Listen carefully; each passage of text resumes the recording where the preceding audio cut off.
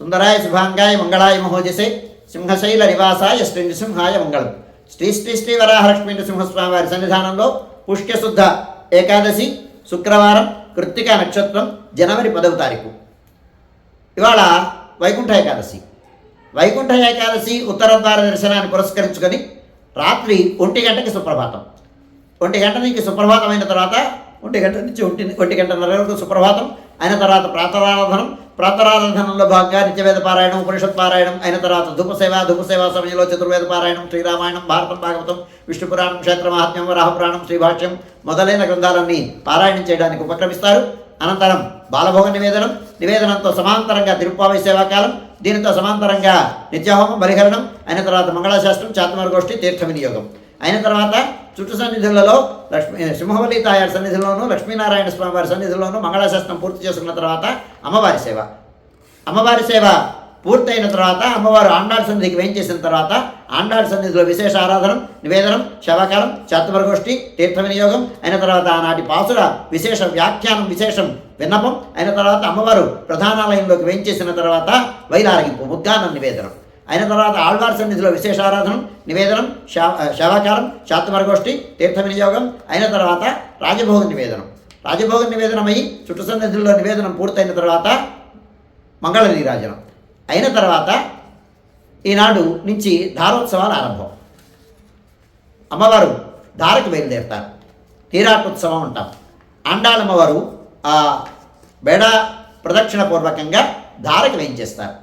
ధారకి అమ్మవారు వేయించేసిన తర్వాత లక్ష్మీనారాయణ స్వామి వారు వ్రతమండపానికి వేయించేసిన తర్వాత గోవిందరాజస్వామి వారు ఉభయదేవేరులతో కూడి బంగారు తొడిక్కినిపై అయ్యవారి సేవ బేడ తిరువిధి మహోత్సవం ఆరంభమవుతుంది. సుమారు 3:30 గంటల ప్రాంతంలో ఈ తిరువిధి మహోత్సవం ప్రారంభమవుతుంది.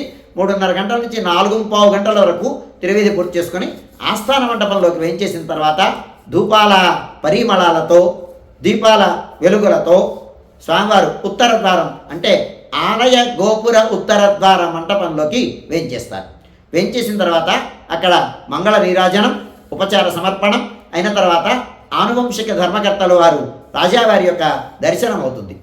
వారి దర్శనం అయిన తర్వాత మళ్ళీ నీరాజనం జరిపించి స్వామివారిని భక్తులందరూ సుఖంగా దర్శనం చేసుకోవడం కోసమని ఉత్తర రాజ గోపురంలో ఈ స్వామివారు వేయించేస్తారు. సుమారు 5 గంటల ప్రాంతంలో 5 గంటల నుంచి వేదపారాయణలు సంకీర్తనలుతో ఆ మధ్యన స్వామివారు ఉత్తర ద్వార దర్శనాన్ని అనుగ్రహిస్తారు. 3 కోటి దేవతలు ఆ స్వర్గలోకంలో వైకుంఠ లోకంలో స్వామివారిని ఉత్తరాభిముఖంగా సేవించినటువంటి ఆ సన్నివేశాన్ని ఒక్కసారి భావనం చేసి మీరందరూ కూడా ఉత్తర ద్వారంలో నుంచే ప్రవేశిస్తూ ఆనాడు దర్శనం చేసుకోవాలని భక్తులకు మనవి చేస్తున్నాను. ఈ దర్శనం చతుర్విధ పురుషార్థాలని అనుగ్రహిస్తుంది. అంత్యకాలమందు ముక్తిని మనకి ఒసగుతుంది, పునర్జన్మ లేకుండా. అందుచేత దీనిని గమనించండి. భక్తులందరూ కూడా ఆస్తికులైనటువంటి వారు అందరూ కూడా ఆధ్యాత్మిక పేదలందరూ కూడా ఉత్తరాభిముఖంగా ఉండేటువంటి స్వామిని సేవించి చరితార్థం చేసుకోండి. ఈ ఉత్తర ద్వార దర్శనం సుమారుగా 10:30 గంటల వరకు కొనసాగుతుంది. 10:30 గంటలు అయిన తర్వాత స్వామివారు గ్రామ తిరువీధి మహోత్సవానికి బయలుదేరుతారు. గ్రామ తిరువీధి మహోత్సవాన్ని కోలాటాలతో భజన సంకీర్తనలతో రకరకాలైనటువంటి వాద్య విశేషాలతో నాదస్వర బృందాలతో తిరువీధి మహోత్సవం జరుగుతుంది.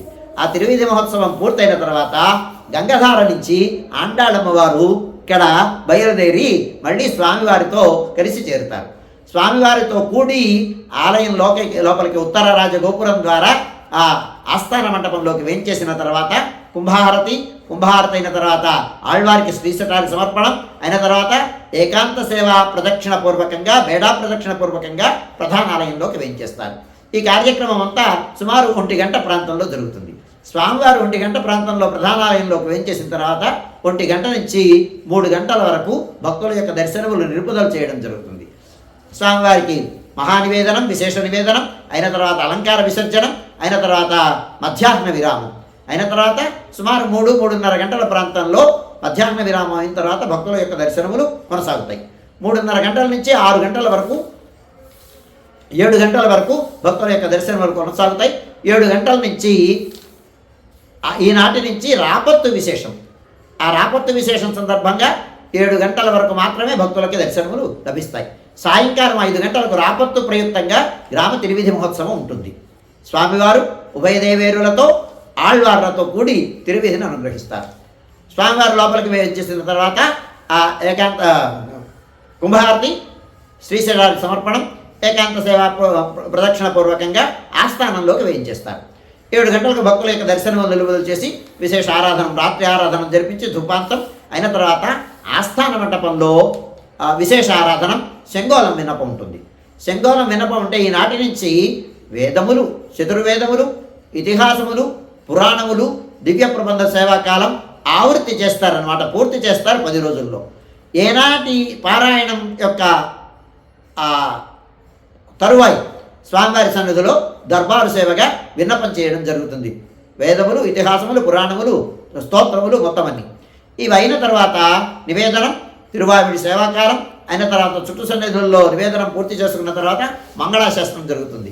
మంగళాశాసనం అయిన తర్వాత శాత్వర గోష్ఠి, శాత్వర గోష్ఠి అయిన తర్వాత తీర్థ వినియోగం, ప్రసాద వినియోగం అయిన తర్వాత స్వామివారు ప్రధానాలయంలోకి వేయించేసిన తర్వాత ఏకాంత సేవ అయిన తర్వాత కవాట వందనంతో ఈనాటి కార్యక్రమం సుసంపన్నమవుతుంది.